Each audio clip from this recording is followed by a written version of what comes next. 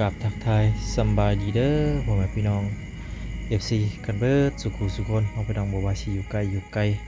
มื้อนี้ก็มาพบกับบ่าวน้อยเสียงรายคือเก่าคือเดิมพ่อพี่น้องเนาะพี่น้องแล้วก็มื้ออื่นตอนเช้าเนาะพี่น้องทางบ่าวน้อยกับบ่าวพรก็สิได้เดินทางไปหาทางน้องอาเบยหรือว่าอ้ายแก้วแล้วก็เคสอื่นๆอีกเนาะพี่น้องกำลังรอท่าอยู่พี่น้องเนาะรอท่าเสร็จสำเร็จภารกิจพี่น้องเนาะแต่ละ ครอบครัวนั่นแหละพี่น้องเนาะ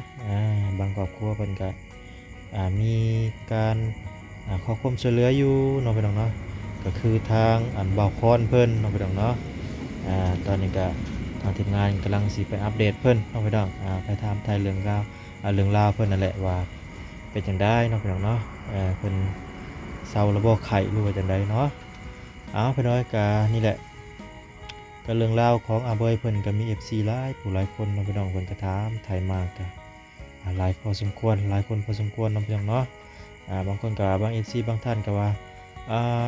เฮือนอาเบยคือบ่ไปเฮ็ดเพิ่นแน่เนาะพี่น้องเนาะคือบ่ไปถ่ายทำเพิ่นแน่ก็คือคลิปนี้ทางทีมงานหรือว่าบ่าวหลาเพิ่นก็ได้แจ้งข่าวไปแล้วเนาะพี่น้องว่าเนาะอ่าต้นปลายสาเหตุเป็นจังไดมาจังใดเนาะพี่น้องเนาะถ้าอยากเบิ่งรายละเอียดก็ไปเบิ่งทางช่องบ่าวหลาได้เนาะพี่น้องเนาะ เนื่องจากว่าน้อยก็ฮู้พอคร่าวๆเนาะพี่น้องเนาะเรื่องราวของบ่าวอาเบยเพิ่นก็ได้เนาะทางน้องอาเบยเพิ่นก็คือเคสนี้ก็เป็นเคสของบ่าวหลาเพิ่นเนาะพี่น้องเนาะถ้าอยากเบิ่งฮู้รายละเอียดเนาะพี่น้องสามารถไปเบิ่งช่องบ่าวหลาได้พี่น้องเนาะบ่น้อยก็ฮู้เรื่องราวข่าวๆซื่อๆเนาะพี่น้องเนาะก็คือน้องอาเบยเพิ่นเนาะพี่น้องอ่าตะกี้แตะก่อนก็คือพี่น้องถ้า FC น้องอาเบยเพิ่น อ่าถ้า FC ติดตามก็อาจสิเข้าใจเนาะพี่น้องเรื่องราวเพิ่นเป็นจังใดมาจังใดเนาะจากบ่น้อยฮู้เรื่องราวเพิ่นก็คร่าวๆเนาะพี่น้องเรื่องเฮือนเรื่องซองเพิ่นปัจจุบันนี้ก็บ่ฮู้กันเนาะว่าเพิ่นสิอ่าสิได้บ่หรือว่าจังใดเนาะพี่น้องเฮือนซ่านก็ได้ยินข่าวคร่าวๆมาเนาะพี่น้องเนาะว่าทางสาบุญเพิ่นเนาะพี่น้องเนาะแจ้งกันว่าอีกบ่โดนเนาะพี่น้องเนาะมีงบประมาณก็บ่ฮู้ว่าเท่าใดก็มีงบอยู่เนาะพี่น้องทางสาบุญเพิ่นก็เฮ็ดเงินสั่นบันซองให้ทางน้องอาเบยเพิ่นเนาะพี่น้องเนาะFC ก็ถามมาหลายคนอยู่เนาะพี่น้องเนาะเป็นหยังคือบ่ไปสร้างบ้านให้อาเบยเพิ่นเนาะพี่น้องเนาะก็คืองบทางทีมงานเฮายังบ่มีเนาะพี่น้องเนาะงบทางบ่น้อยหรือว่าทีมงานเฮานี่ยังขาดบกตกของอยู่เนาะพี่น้องก็คือทางบ่หลาเพิ่นเนาะพี่น้องคือว่ามีไม้บ่มีไม้แป้นบ่หรือว่าไม้เส้นบ่น้อยก็บ่แน่ใจเนาะฮอด ฮอดมื้อฮอดยามเพิ่นเดี๋ยวเพิ่นก็สิแจ้งการหรือว่าเพิ่นสิสั่งใหม่มาให้นั่นแหละเนาะพี่น้องเนาะอีกบ่ดนทางบ่ล่ะเพิ่นก็มีงบหน่อยหนึงเนาะคือว่าจังซี่แหละก็มีซื้อข้าวสารนำบ่หรือว่าจังใดเนาะเพิ่นซื้อข้าวสารมาให้ทางอาเบยเพิ่นมื้อน่ะเนาะที่บ่น้อยได้เบิ่งคลิปบ่ล่ะเพิ่นเนาะพี่น้องเนาะก็มีงบใหม่มานำแน่เนาะประมาณนี้แหละพี่น้องเอ้ยคือเสาดินเนาะก็เสาดินก็เป็นของทางบ่ล่ะเพิ่นบ่ทางบ่ล่ะเพิ่นเนาะพี่น้องคือเพิ่นสั่งมาแล้วเนาะพี่น้อง เหลือขาดแต่ขาสร้างแล้วก็ไม้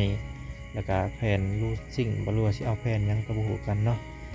แต่ว่าติดตามกันไปเรื่อยๆพี่น้องเนาะบ่น้อยก็ฮู้คร่าวๆส่ำนี้แหละพี่น้องเนาะมาแจ้งพ่อแม่พี่น้องรับทราบมาฮู้รับฟังนำกันเนาะพี่น้องเนาะก็สงสารทั้งน้องอาเบยแล้วก็สงสารทั้ง FC ผู้ใหญ่ใจดีเพิ่นเนาะที่ทาง FC เพิ่นก็รอคอยมาแต่ดนโอ้เป็นหยังวะ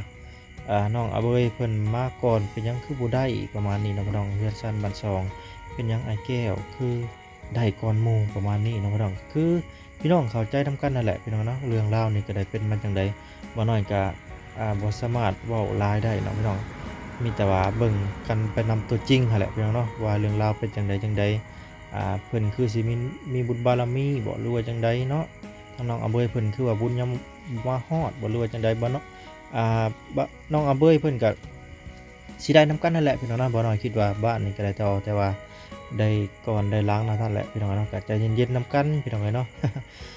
เรื่องราวนี่ก็ได้พี่น้องทางน้องอาเบยเพิ่นนี่ก็คือสิได้อยู่ดอกเนาะพี่น้องบ่น้อยคิดว่าเนาะเออก็นี่แหละข่าวๆก็อัปเดตกันไปนำกันเรื่อยๆพี่น้องเนาะบ่เพิ่งตัดสินว่าน้องอาเบยบ่ได้หรือว่าได้จังไดเนาะมีแต่ว่าเบิ่งนำกันเรื่อยๆเนาะก็ก็บ่ติดอกเนาะพี่น้องเนาะคือ FC เพิ่นก็ติดตามมาโดนแล้วน้องอาเบยเพิ่นก็คือว่า เพิ่นมาก่อนหมู่กับบ่ติทาง FC เพิ่นพี่น้องที่ว่าเพิ่นเขารอคอยมานานแสนนานเนาะพี่น้องเนาะแล้วก็ เรื่องราวปลายสาเหตุก็มีแต่ท่าฟังหับข่าวกันไปนำกันเนาะพี่น้องเนาะบ่น้อยก็บ่สามารถตัดสินได้ว่าน้องอำเภอเพิ่นสิได้แท้ร้อยบ่หรือว่าบ่ได้เลยบ่หรือว่าจังใดมีแต่ติดตามกันไปหลายหลายผู้หลายคนหลายช่องเนาะพี่น้องบ่ได้เบิ่งแต่เจาะจงแต่ช่องเดียวเนาะพี่น้องบางทีบางช่องบางท่านเพิ่นมีผู้ใหญ่ใจดีเข้ามาเพิ่นก็คือสิได้เงินเร็วๆนี้แหละพี่น้องเนาะลุ้นกันไปพี่น้องเอ้ย ก็คือนี่แหละงบประมาณก็ทางบ่ล่ะสะบุญเพิ่นเนาะพี่น้องก็บ่ฮู้ว่าสิแล้วไว้แล้วซ่าเอ้าจังได๋ก็แล้วคือเก่าหั่นแหละเนาะพี่น้องเฮือนซ่านบ้านซ่องน้องอำเบยเพิ่นก็ได้เนาะพี่น้องบ่น้อยก็มื้ออื่นกับบ่พรก็สิเดินทางนั่นแหละพี่น้องเนาะเพราะว่ามานี่ก็หลายมื้อหลายวันแล้วพี่น้องเนาะมาก็โอ้ยพี่น้องเอ้ยเนาะมาก็บ่น้อยก็บ่ได้เอาคลิปลง2มื้อนี้แหละพี่น้องเนื่องจากไปดำนาซอยทางพ่อเฒ่าเพิ่นอยู่บ้านเนาะพี่น้องโอ้ตกไปบุกนักมื้อเดียวพี่น้องบ่น้อยก็ได้ จนเมื่อยว่าสิถ่ายถ่ายคลิปให้พ่อแม่พี่น้องเบิ่งนํกันอยู่แต่ว่าขากล้องหักพี่น้องเนาะโอ้ยบ่ได้ถ่ายเจ้าไอ้ช่ำเพราะว่ามื้อน่ะบัดแดดแห้งพี่น้องเนาะบ่น้อยจนลายหูลายตาเลยแบบนอนเหยียดเลยพี่น้องเนาะพักผ่อนยาวเลยป๊าดโตลอยกระติ่งกระโตพี่น้องเอ้ยขาแข้งนี่แบบยืนจนบ่อยากได้เลยนั่งคัตตะหมาดก็บ่ได้พี่น้องกินข้าวได้นั่งสั่นเข่ากินบ่ยดังอันหยังก็ดำนามื้อแรกเนาะมื้อแรกมื้อน่ะบัดแดดซ้ำโอ๊ยตายแล้วพี่น้องเอ้ยน้องพี่น้องเนาะก็คือบ่น้อยก็บ่อยากสำบายปานใดเนาะพี่น้องรู้สึกว่าเจ็บกระติ่งกระโตพี่น้องเนาะต้มบนหัวเจ็บหัวไปหน่อยเสียงบ่ชัดบ่เจนขอโทษขออภัยเด้อพ่อแม่พี่น้องเสียงจากขี้มูกตันดังพี่น้องเนาะเพราะว่าหายใจผืดแล้วพี่น้องมันจะคือแบบคือสิเป็นหวัดนี่แหละพี่น้องเนาะก็บ่เป็นหยังพี่น้องมื้ออื่นก็พักตอนแรกก็พักผ่อนหลายๆเนาะมื้ออื่นก็เดินทางแหละพี่น้องเอ้ยเป็นจังได๋ก็รอรับชมรับฟังเรื่องราวนํกันเนาะพี่น้องเรื่องราวอาเบยทางบักคอนบ่ดอนเพิ่นเนาะพี่น้องเนาะเขตใหม่พี่น้องเอ้ยแล้วก็นี่แหละพี่น้องเนาะเรื่องราวอาเบยกับไอ้แก้วก็ติดตามกันไปเรื่อยๆเนาะพี่น้องมันสิเป็นจังใดมาจังใดคือทางไอ้แก้วก็ตอนนี้ก็ได้เฮือนซ่านเป็นที่เรียบร้อยยังเหลือที่อยู่ก็คือเฮ็ดห้องน้ำเนาะพี่น้องเนาะคือทางผู้ใหญ่ใจดีแม่ทอนแก้วเพิ่นก็ฝากให้ทางบ่พอนี่ประสานงานต่อกับทางทีมงานพี่น้องๆบ่สุขุทุกคนนั่นแหละพี่น้องนำกันนั่นแหละเนาะก็ประสานงานนำกันไปเรื่อยๆพี่น้องเอ้ยบ่ว่าสิเป็นครอบครัวใดเนาะพี่น้องก็ไปนำกันนั่นแหละพี่น้องเอ้ยทีมงานก็ได้เนาะก็คือห้องน้ำแล้วเนาะพี่น้องก็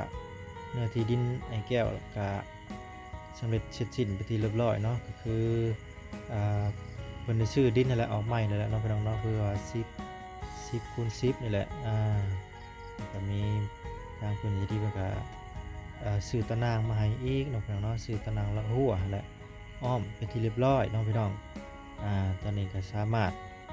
ปะเฮือนได้แล้วพี่น้องเนาะปลูกฝังเครื่องปลูกของฝังพี่น้องเอ้ย